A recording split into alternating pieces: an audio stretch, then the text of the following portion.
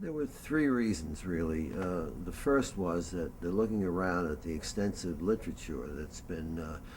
produced since 9/11, I couldn't find a single volume that attempted seriously to set the attack of 9/11 itself,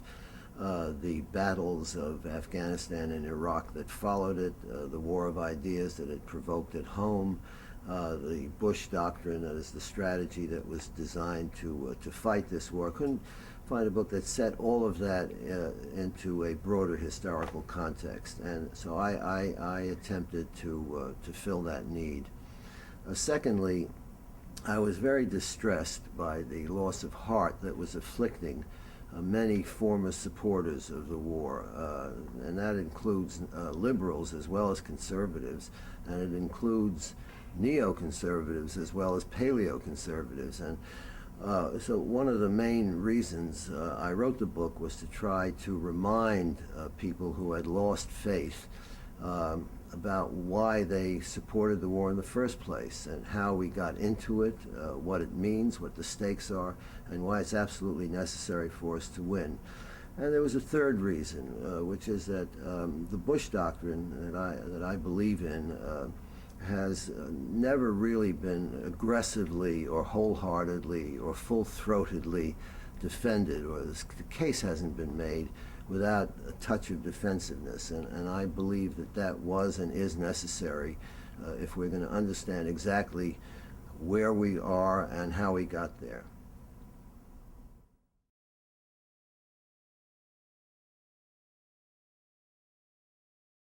The reason it's important to see this war in the context of the world wars of the past century, particularly the two previous ones, World War II against the Nazis, and the Cold War, what I believe should now be recognized as World War III, the war against communism as embodied most powerfully in the Soviet Union and the Soviet Empire. Those two wars we fought were to defeat totalitarian threats that came at us and the West generally, first from the right in the shape of Nazism, and then in the left in the shape of communism. This new threat, what I call Islamofascism, seems to me in the direct line of succession. It comes at us ultimately from the 7th century, but as Bernard Lewis, who's I guess the best authority on these matters, has shown, it was schooled politically first at the feet of the German Nazis, who moved into the Middle East during the Second World War, and then further took sort of graduate study with the Russians, the communists who moved into the area after the Second World War, in the early years of the Cold War. In other words, Islamofascism is not the same thing as Islam. It is a political movement that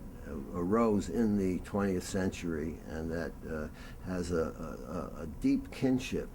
with the totalitarian forces that preceded it and that we found ourselves having to fight and defeat in two previous world wars.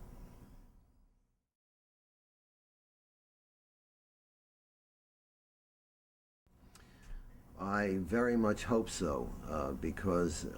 I firmly believe that there is no viable alternative to fighting this war and to winning it. My hope is that the Democrats, who have been exceptionally vicious in their attacks on the Bush Doctrine for reasons that I go into in my book, will understand when they get into power, and they will get into power if not in 2008 to 2012. We will have a Democratic president one day while this war is still going on, because it's going to last 2 or 3 decades, just as the World War III did, the Cold War. When they have to assume the awesome responsibility for deciding how to contend with the threat of Islamofascism, I'm hoping that they will forego the luxuries of irresponsible opposition and recognize that this is the only way to go. They don't have to admit it openly. All they have to do is quietly shelve the vitriolic rhetoric that they've been using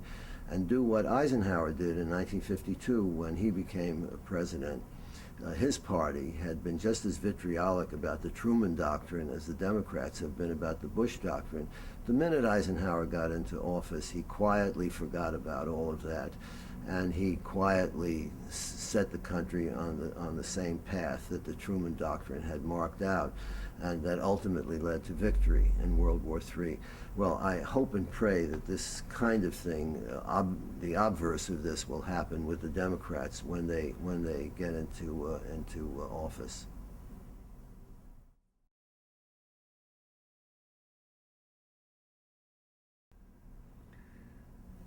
9/11, as people now forget, represented the first time, well, technically say since the War of 1812, that we have been hit literally where we live, on our own soil in the continental United States. This is a feat that neither Hitler nor Stalin ever succeeded in pulling off, which is in itself, incidentally, a refutation of those who claim that the Islamofascists are not a formidable threat the way Nazi Germany and Soviet Russia were. They are a very formidable threat. 9/11 means that, and should mean to everyone, that there is virtually nothing we can do except fight back to prevent this kind of assault on us. We did not bring 9/11 down upon ourselves. We had no forces in Iraq.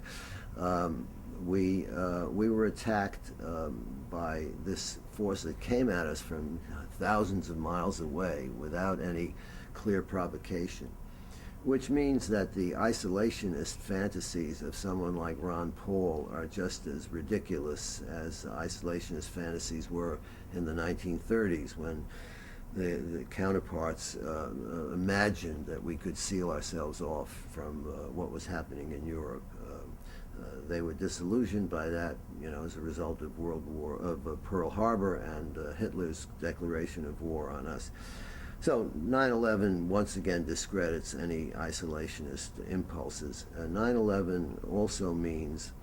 that in response to terrorist aggressions, which we've been suffering since 1970 and through Democratic and Republican administrations alike, and we had responded to these acts of war as though they were random criminal acts, and we had sent the cops and the lawyers to take care of it for us,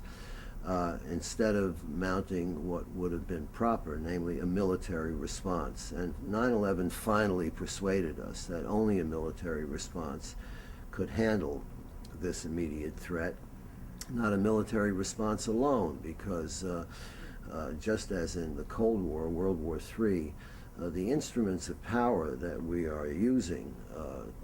are military when necessary, political, economic, diplomatic where possible, but certainly not to treat these kinds of attacks as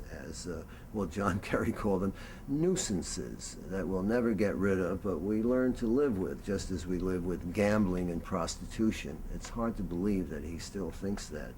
But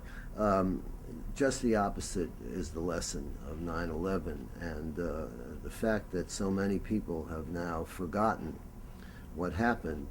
on 9/11 and what it means